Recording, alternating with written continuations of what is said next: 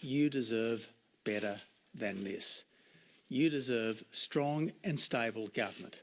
But the only way you'll get strong and stable government is through an election so that you, the people, and not the faceless men of the Labor Party, choose the Prime Minister and the government of our country. Just a couple of simple facts. In 2007, you voted for Kevin and got Julia. In 2010, you voted for Julia and got Kevin. If you vote for the Labor Party in 2013, who knows who you'll end up with? So again, I say to the people of Australia, if you want real change, if you want a strong and stable and unified government, there's got to be an election and there's got to be a vote for the coalition. Finally, let me just say that the issues in this election are clear. Who do you, the people, trust to stop the boats, to abolish the carbon tax and the mining tax, and to get the budget back into the black? After 3 years, like the ones we've just have, it's really passing strange that the Labor Party can stand up and seriously ask to be rewarded with 3 more years. Now, I know it's very late, but I am going to take a few questions, unlike any of the others who've been doing press conferences this evening. Mr. Abbott, how will it alter your strategy coming into the election? Is it going to be different with Mr. Rudd at the helm? Well, Mr. Rudd is obviously an effective politician. He's obviously orchestrated the change of leadership that we've seen this evening, and it takes a skillful politician to bring that kind of thing about. But what we've seen from both Mr. Rudd and from Julia Gillard is an abundance of clever politics, but almost no good government. What the coalition has been on about since the 2010 election is first holding a poor government to account, and second being a strong alternative. And that's exactly what we've been. People know what will happen under the coalition. We will put back in place the policies that worked to stop the boats. We will abolish unnecessary and destructive taxes. We will get the budget back into the black by eliminating unnecessary spending. What we've got to do is spend less on lower priorities so we can spend more on higher priorities, and obviously the absolute priority, as well as protecting our borders, is to strengthen the economy, and that means getting taxes down, getting regulation down, and building the infrastructure of the 21st century. Mr. Abbott, do you think that Mr. Rudd should test his support on the floor of Parliament before going to visit the Governor-General? Would you consider moving a motion of no confidence in the government tomorrow? Well, look, that's really a matter for Mr. Rudd. I'm not interested in playing parliamentary games. I think the people of Australia are sick of parliamentary games.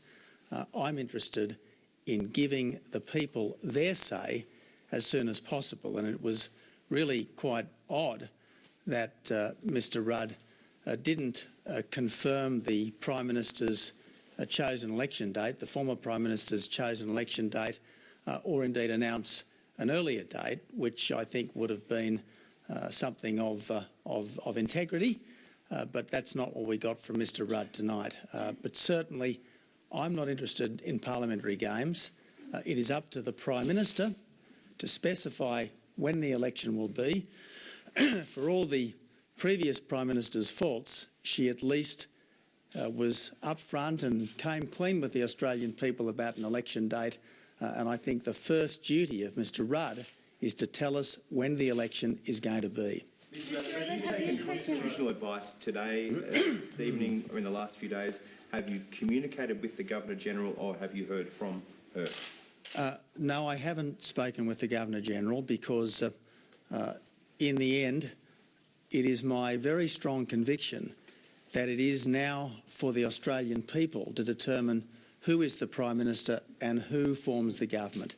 And at this very late stage in this particular parliament, a parliament which has been low and dishonourable from start to finish, it is more incumbent than ever on all of us to work towards the people resolving the difficulties, the frustrations and the failures of this particular parliament. So, Mr Abbott, you do think that Kevin Rudd should be sworn in as Prime Minister? Well, as I said, that is a matter for the Governor-General. What I believe should happen is that we should move as quickly as possible to an election on September the 14th, or preferably earlier, and Mr Rudd must now say when he intends to have the election. The Australian people are yearning to make a choice. The Australian people are well and truly over this low and dishonourable parliament. It's time for the people, and not the faceless men, to resolve the big question of who should be the Prime Minister and who should form a government. Mr Abbott, have you actually spoken to Kevin Rudd or Julia Gillard this evening? And if so, what did you discuss? No, I haven't. Obviously, they've all been rather busy. And as I said, my absolute determination is to ensure that the Australian people come out of tonight with the conviction that there is at least someone in this parliament who is thinking of the people and what will help our country, and not simply thinking about who can be Prime Minister or who can hold on to the Prime Ministership. Mr Abbott, you said you're not interested in playing parliamentary games. Does that mean you won't move a no confidence motion tomorrow? And what do you call the 2 attempts by your party to move suspension of standing orders today? Well, the short answer is it is up to the Prime Minister to demonstrate that he has sufficient support to form and maintain a government. As far as I am concerned, what counts now is that we have an election as soon as possible. Now, under Julia Gillard, we were going to have an election on the 14th of September. It's now up to Mr Rudd to say when the election will be. And I think he owes it to the Australian people who have been expecting an election on September the 14th to tell us when the election will be. And I would very much suggest to him that the Australian public's patience with this particular parliament is very much at an end, and the election should be on September the 14th or earlier. What if he said that the election was going to be November 24? You've only got one day to force the issue tomorrow. Are you willing to force the issue if you're faced with a long election timeframe? Well, let's wait and see what Mr Rudd says.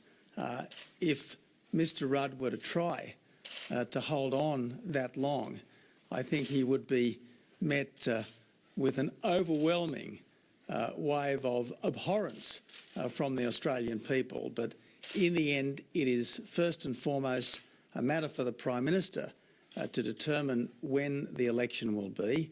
The previous Prime Minister, for all her faults, was up front with the Australian people and said there would be an election on September the 14th. Having seized the Prime Ministership from his predecessor, having had the support of the Labor Party power brokers to protect their position by becoming Prime Minister, it really is incumbent on Mr Rudd to now tell us when the election will be. The only question that matters tonight is, will Mr Rudd persist with September the 14th? Will he have it earlier? Will he have it later? He needs to tell us. And as far as the coalition is concerned, as far as the Australian people are concerned, we need an election so that the people, and not the power brokers, not the faceless men, finally determine who the Prime Minister of this country should be, who the government should be.